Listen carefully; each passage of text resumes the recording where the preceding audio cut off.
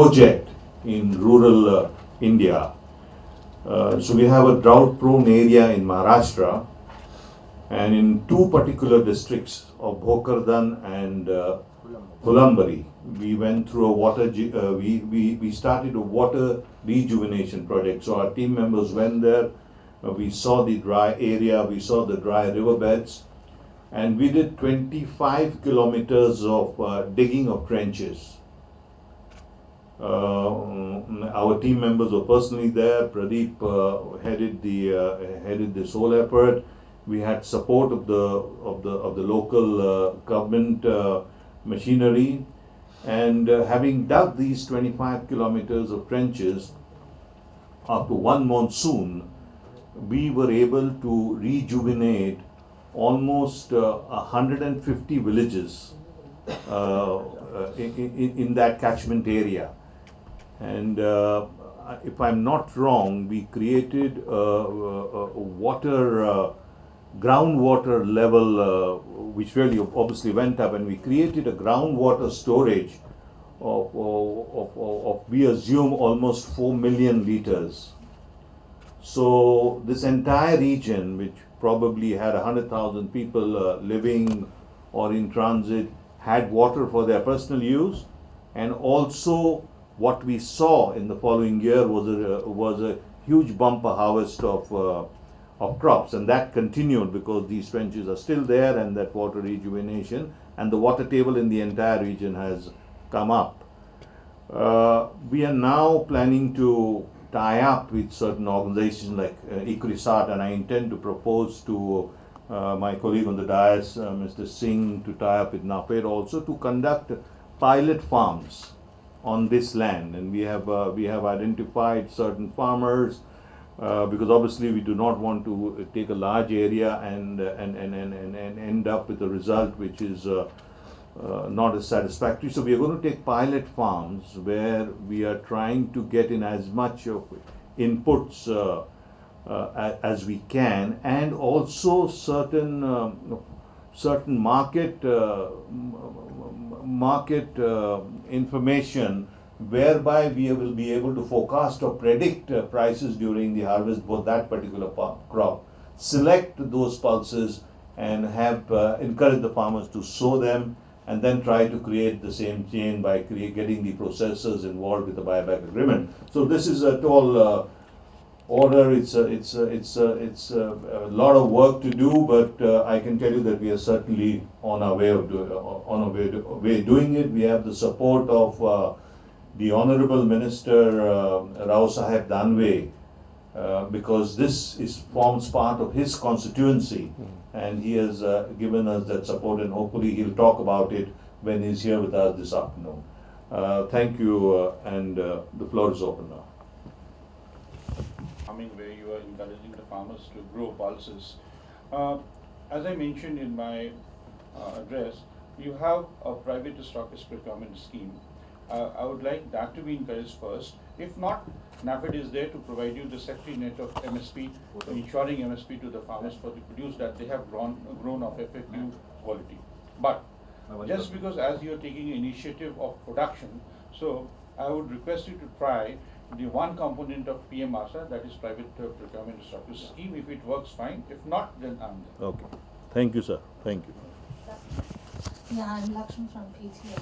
My question is to Agriculture Minister, and I want to know how much pulses you export to India, and with so many curbs restriction imposed right now, what is the prospect you have? Well, as I said in my opening comments, we are probably, for the country of Canada, our province is probably, it does lead in just about every pulse sector and just about every grain sector, just because of our large landmass. And just to give you, the reporters, a geographical aspect or look at that, over 40% of all the arable land in Canada is housed in the province of Saskatchewan. So it's massive. We seed, on average, well over 30 million acres, between 30 and 35 million acres every year is seeded to obviously a great array of different crops. And pulses are a big part of that, peas and lentils as well. And this year, I think both peas and lentils will be well over 2 million metric tons on both peas and lentils. We are obviously looking for opportunities to enhance our trading relationships around the world. India has been a big player in that. Obviously, there's been some challenges lately with some import tariffs and things like that. So it is challenging, but we are seeing around the world a huge increase in pulse interest as a result of protein. And as I said in my remarks to the delegates, we are seeing a great influx of not just national companies in Canada, but global companies looking to come to Canada and really investing in protein extraction. And they're doing that, and that's where we see a huge number of our pulse crops are going to be consumed that way in the value-added process. And I'll give you an example of what we do in the government side to enhance that. We invest significantly in research through the Ministry of Agriculture in partnership with the federal government to the University of Saskatchewan in the agriculture faculty. One of the projects we approved last year was a team of professors feel very strongly that they're going to develop a yellow pea that will have protein greater than 25%, which is high. But that's the kind of projects we're doing. That's the kind of research that's going on.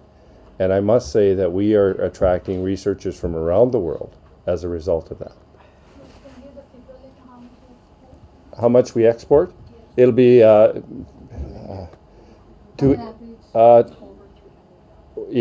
India. Total exports is over 300 million to India. Yes. And whether that quantity will be reduced because of the restriction? Pardon me? This year? Well, it's obviously having an impact. It is, and I think you're seeing what is happening is the industry players in the province of Saskatchewan are looking at other opportunities in other parts of the world.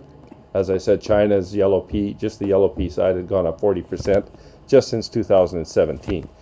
So we're seeing that market happening also in other parts. So what is happening as a result, if companies are having issues of getting pulse crops into India, they're going to look for other opportunities to move the product, and that's what's happening. But India being the largest consumer, do you see? Yeah, well, yeah, I do see it, and that's why I said my remarks the way they are. As a farmer myself and grow pulses myself, that's the first thing we look at for is market trends and where things are going to go, because then I can make a decision within a few months of whether I'm going to seed pulses or not. And to give you an example, the pulse acres in the province of Saskatchewan are probably in that 5 to 6 million acre range. That's what we seed into the lentil and pea market. If you saw a 20% reduction in the acres, if you saw that, and which we could do just because of price fluctuation, that's a significant impact on the world market. When you estimate that Saskatchewan leads the world in exports of lentils and peas, it would have a huge impact on market prices if that were to happen. That's why we're saying, and that's why we're voicing our opinions on where we'd like to see consistency and transparency in market access. And I understand what countries do what they do, but from our perspective, it could have a huge detrimental impact down the road. Yeah, like with India becoming like self-sufficient in future, do you see this will have impact on global prices? You may find different market, but what about the price? I don't know if you're going to see, just because of the way I see the North American consumption going up on the pulse side itself, and when in the countries I've met with just in the past few days and talking to some leading companies, I mean, these are the big players in this part of the world. They see their numbers going up significantly on the consumption side. So I think the challenge is going to be growing it, and I can see us hitting those targets. Mr. Minister, my question, I just wanted to know, it was 300 million tons of exports to India. So what is it now? Pardon?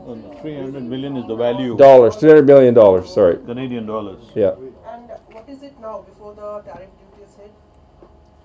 Well, I don't know what the high was that we had hit before the tariff. It was before the tariff. What was it to India? Yeah. Yeah. 1.5 billion. So it is almost half. Well, almost a lot more than that, about 5 times higher. This 300 million for entire Canada or from only one state? 300 million. That was for Saskatchewan. My question is directed to Mr. Lee Brown. Good. How does the world community view the trade barriers put up by India? I mean, there's a lot of restrictions in place. And is the association doing anything about it? Well, thank you, Minister. I think globally we're seeing a lot more trade restrictions. We're very protectionistic in many countries around the world. We've seen more nationalism. We've seen more concerns over global trade. So it's not just India. I think our job at GPC is to help keep markets open, and when we find difficulties, we start to communicate to maintain discussions and look forward to being very clear and transparent. And so we have predictable trade and resources working with every country in the world. Has this matter been, I understand in 2018 the matter was taken up in WTO also, right? About India's tariff on pulses. So where is the case now and how is the situation now? I'm not as familiar with that as I might be. One of my colleagues that might have taken care of that isn't with us today. I'd have to pass that question off. No, I wouldn't have. I wouldn't know where that's at. WTO is a long process. It will take time. It's still in process actually. So the Indian government is trying hard to become self-sufficient in pulses production. Last 3 years we have been self-sufficient. Next year also, if the monsoon blesses us well, which are the initial indications, then again we may produce more. Do you fear that losing this big market like India, if the government consistently achieves in its target of becoming self-sufficient in production? Do I feel it's going to impact our market? It will have an impact. I can't say it won't.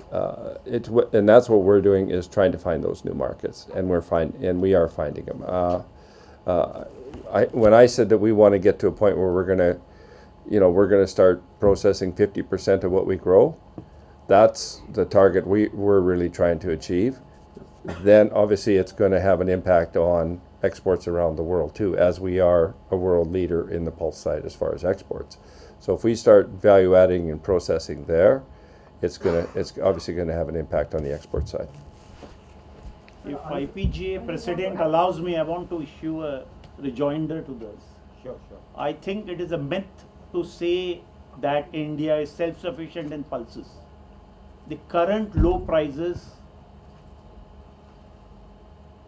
probably create a smug feeling amongst a lot of people that we are self-sufficient.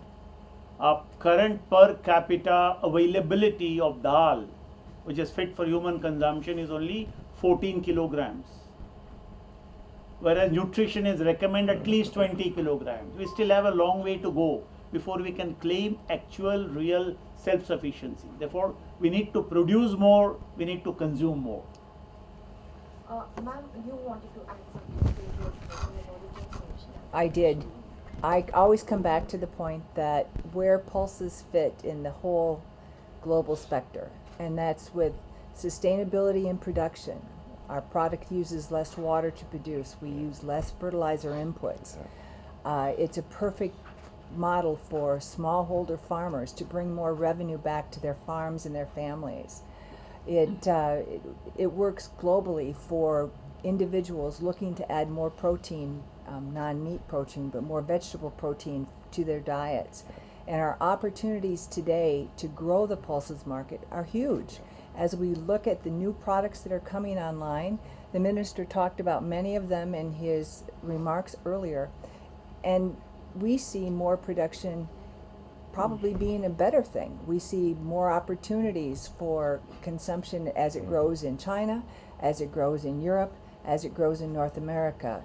So what we need to do is pay attention to the crop that is a fantastic crop for our environment and brings health benefits back to our people.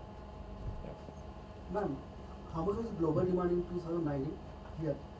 So how much was global demand in 2019 calendar year? And how much growth you are expecting in 2020?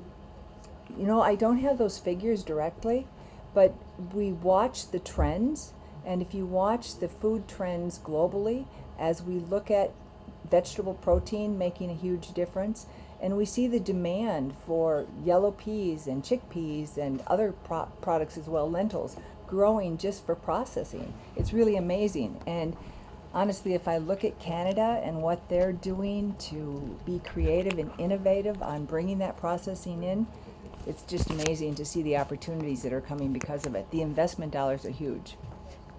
Question to Minister. Sir, are you requesting Indian government to lift the curbs on pulses imports? I'm not requesting anything. I've been here to advocate on the tariff and the impact it has to farmers of Saskatchewan, and that's what I'm here to do. Indian government officials in India visit this week or next week? Are you planning to meet Indian government officials? I'm sorry, I missed that. During the India visit, are you planning to meet Indian government officials? No, I'm not aware of it. I'm sorry, I'm not. Are you planning to meet anybody in the government of India? I'm sorry. No, that's a federal issue. That's up to the federal government to take that up with India, not me as a minister for a province of Saskatchewan. You mentioned that in the current year, pulses production is likely to go up. So can you provide last year's numbers and this year's numbers? How much are you expecting in production of pulses? For us to process, you mean? Yeah, production. Oh, production? Yeah. Well, we can give that to you separately. yeah, we can get you those. We can get you those numbers. I think that's the best way to do it. We are obviously seeing growth happening. Mr. Minister, I have a question. Post India's closure, post India's tariff regime, have you seen a change in cropping pattern amongst your farmers? Are they growing for a separate type of pulses? You mentioned about yellow peas. So has there been a change amongst the Canadian farmers in this regard? Reduction in cropping? Not really. And I think it's just because of market trends around the world we're seeing it. Obviously, the yellow pea is a favorite if you're doing protein extraction, and listening to the researchers at the U of S tell me that it's easier to extract the protein from a yellow pea than others. So that's but acre-wise, if I look back from 5 or 6 years, and even I don't think the percentage-wise is very too much on a lot of the pulses. We will see a glitch maybe between a red lentil and a green lentil from year to year, but it's so minimal that it's not really relevant. Because we had interacted with some of the officials in the past who had said their farmers had grown pigeon pea, looking to the Indian perspective, but after the tariffs came in, they were at a Not in Canada. Green lentils they use. Yeah. It's a good substitute for pigeon pea. Yeah, no. So nothing like that has happened in your province? No, we see new varieties coming in. Faba beans and things like that are starting to take off in the province. But the prominent ones in the lentil side is the red and the green, and then the pea is the yellow and green. Sir, wanted to find out about the targets set by NAFED for procurement. There are no targets set out for procurement. It all depends on the market forces. Yes, we see a tentative schedule that this should be the arrangement of the many bags, the storage, etc. But again, it's on the behavior of the market. We keep on procuring from the farmers. So, Minister, you talked about increased processing, 50% of the unit process. So how much is it now? What is the current? Yeah, right now it's around 10%. Yeah. And by processing, you mean like the primary processing, or what kind of processing? It's different stages. Some will take it to they'll take lentils to a splitting stage. They'll polish. Some are polishing. Some are polishing and splitting, and then shipping them. Some are grinding them and extracting the protein, and some are making a flour. So it's kind of a mixed bag.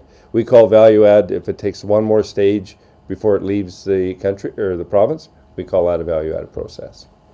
You'll have to conclude.